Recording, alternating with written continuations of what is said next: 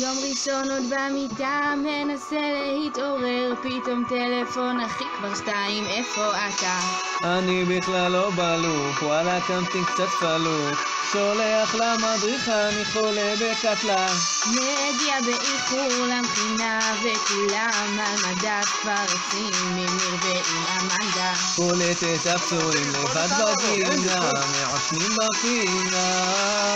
בבית מדרש לא צריך שיפוט, מטפטף עליי עכשיו מים מבחוץ במקלחות, מרגיש כמו כלבלב, חצי דקה בפנים וקפה לי עליו לב, ולא צריך סיבה, מוריד מההוצאה, המדריכים קלטו אותי כבר, אני עכשיו קצת מסובך, אבל אני מותח, אני תורן מטבח.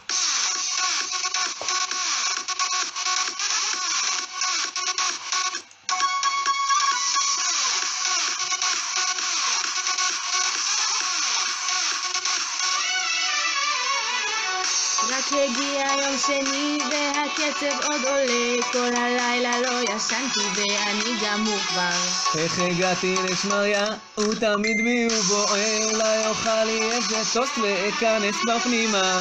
זה הרגע שלי למנוחה, רץ אל הארוחה ומבסוט, אני ראשון בתור. כמה עוד אורז נשים, עד מתי סלטים ובשר למלא את הבטן?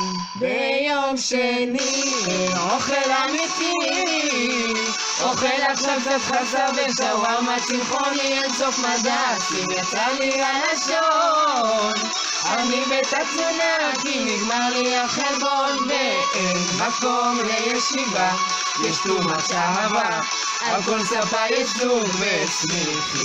מי עוד ישב איתי עכשיו שאני מבודד? יש לי את בל וצ'ומפי.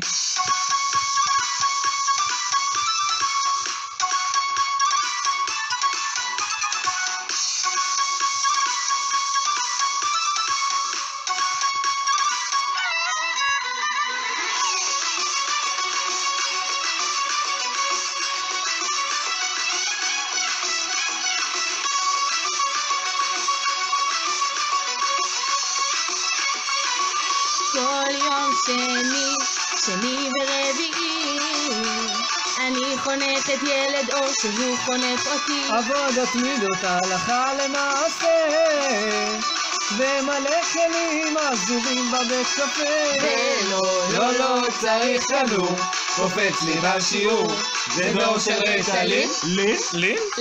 מי צריך את המכינה? בזבוז של עוד שנה. גייסו כבר לצבא. לא מצליח להבין את השטות.